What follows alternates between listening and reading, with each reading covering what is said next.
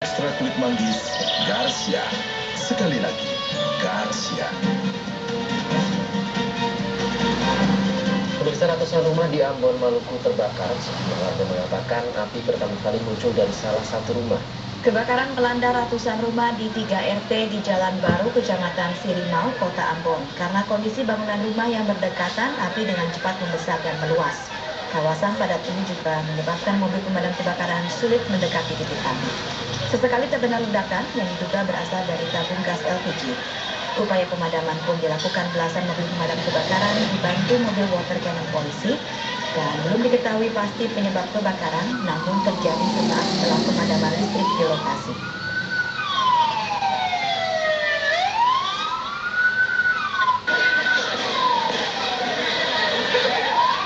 Dua pemuda di Makassar, Sulawesi Selatan diamuk warga karena tertangkap setelah merusak sebuah kafe.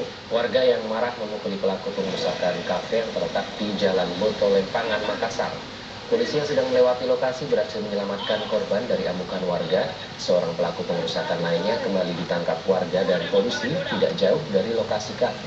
Pelaku kedua yang ditangkap ini berpura-pura tidur di tepi jalan.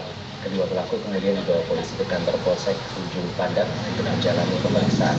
Sebelumnya, kedua pelaku bersama 4 rekannya yang berhasil melarikan diri melakukan penyerangan dan merusak sebuah kafe menggunakan senjata tajam. Tidak ada korban luka di dalam penyerangan ini.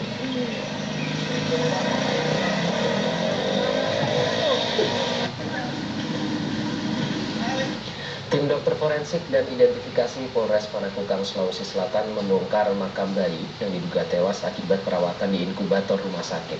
Pembongkaran dan otopsi dilakukan untuk mengetahui penyebab pasti kematian bayi. Pembongkaran makam bayi yang bernama Fadlan Khairi Al-Faik dilakukan polisi pada Jumat siang di pemakaman Sudiang, Makassar. Ayah korban yang juga hadir saat penggalian makam menangis histeris saat makam anaknya dibongkar. Kapolsek Panakukang Kompol Tri Hambudo mengatakan pembongkaran makam dilakukan untuk mengetahui penyebab pasti kematian korban. Dugaan malapraktik yang merenggut nyawa seorang bayi mencuat setelah keluarga korban melaporkan dugaan tersebut. Malapraktik rumah sakit bersalin bunda ke kantor polisi. Pihak keluarga menduga kematian bayi Fadlan disebabkan salah perawatan saat berada di dalam inkubator sederhana. Dugaan muncul setelah ayah korban mendapati luka bakar di punggung anaknya yang baru saja berusia 5 hari.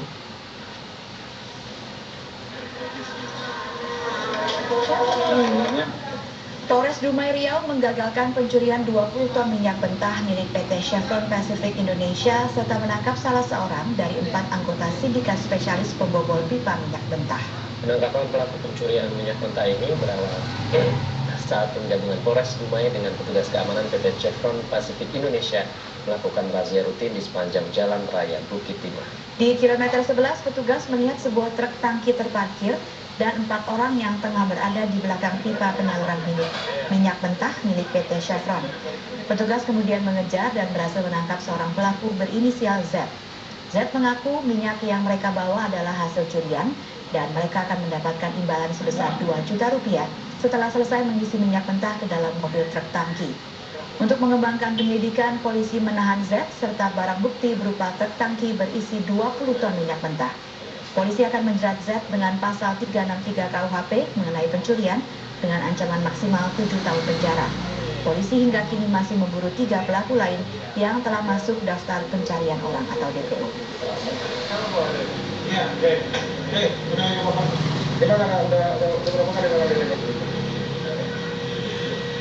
Tim gabungan penertiban penduduk kota Balikpapan menangkap 29 warga negara asing ilegal asal Tiongkok di sebuah rumah mewah di Balikpapan baru. Ya, dari 29 WNA ilegal yang ditangkap, 10 diantaranya adalah wanita. Tim gabungan yang terdiri dari Satpol PP, TNI, dan Polri, serta Imigrasi 1 menangkap 29 orang WNA ilegal asal Tiongkok di sebuah rumah mewah di Kompleks Perumahan Pesona Den Haag, Balikpapan baru. Dari 29 WNA ilegal ini, 19 orang diantaranya pria dan 10 lainnya wanita yang berusia antara 20 hingga 35 tahun. Diduga WNA ilegal ini melakukan bisnis judi online dan penipuan melalui internet. Selanjutnya, ke-29 WNA ilegal ini dibawa ke rumah detensi imigrasi dan akan bergabung dengan 45 WNA ilegal lain yang telah ditangkap beberapa hari lalu.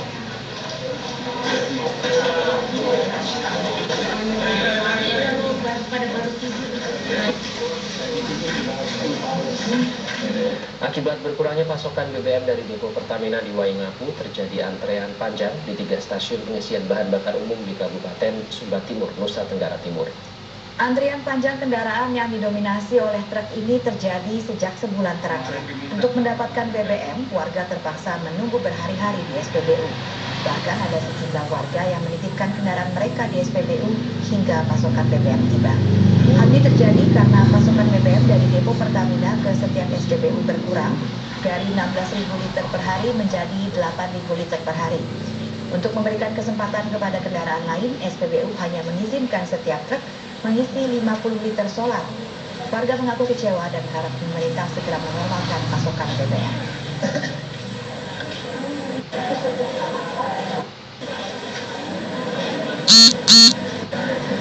Pemerintahan Joko Widodo sudah menyiapkan sejumlah skema untuk mengantisipasi dampak kebijakan kenaikan harga BBM yang akan diberlakukan sebelum akhir tahun.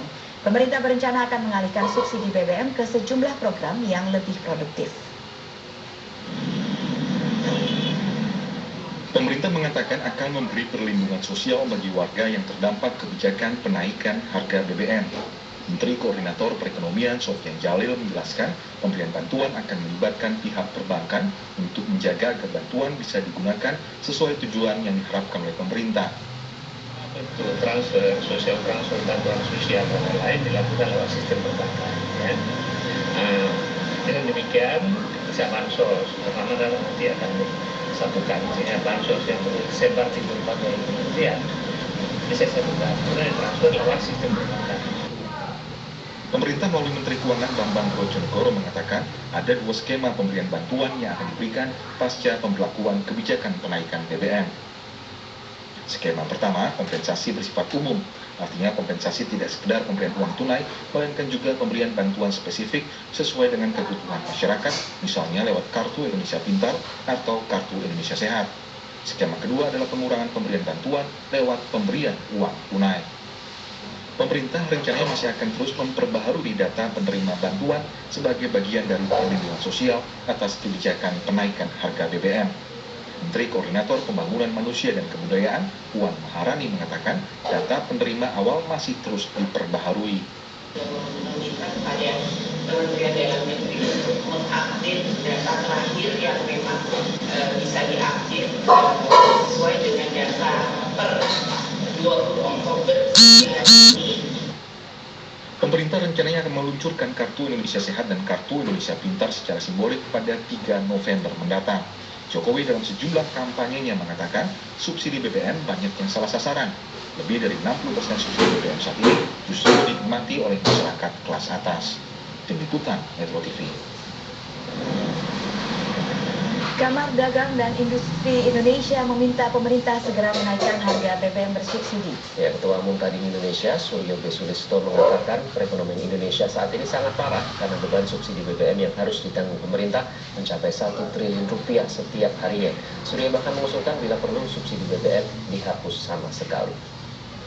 Soal BBM ya sebaiknya jangan ditunda-tunda lagi lah, lebih cepat lebih baik, karena semakin lama kita menunda itu semakin parah ya keadaan ekonomi kita.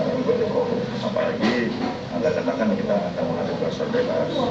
Sekarang ini sudah 1 triliun setiap hari ya, kita menopang subsidi BBM itu. Kalau penyakit itu sudah penyakit kanker yang stadium 4 gitu. Kalau Kadin sih usulkan dihapus subsidi BBM dan hanya dinaikkan dengan harga. Kan pemerintah rencananya hanya 3.500. Kita berpendapat sebaiknya sekaligus saja. Kenapa mesti sakitnya 2 kali 3 kali? Sekaligus saja, jadi nanti dengan itu kita bisa menghemat banyak sekali yang bisa kita realokasi subsidi itu untuk hal-hal yang lebih bermanfaat, lebih tepat sasaran. Metro Pagi masih akan kembali sesaat lagi dengan informasi lain, diantaranya akibat curah hujan yang tinggi di sekitar Gunung Sinabung, Kabupaten Karo, Sumatera Utara, beberapa desa terancam tergerus lahar dingin.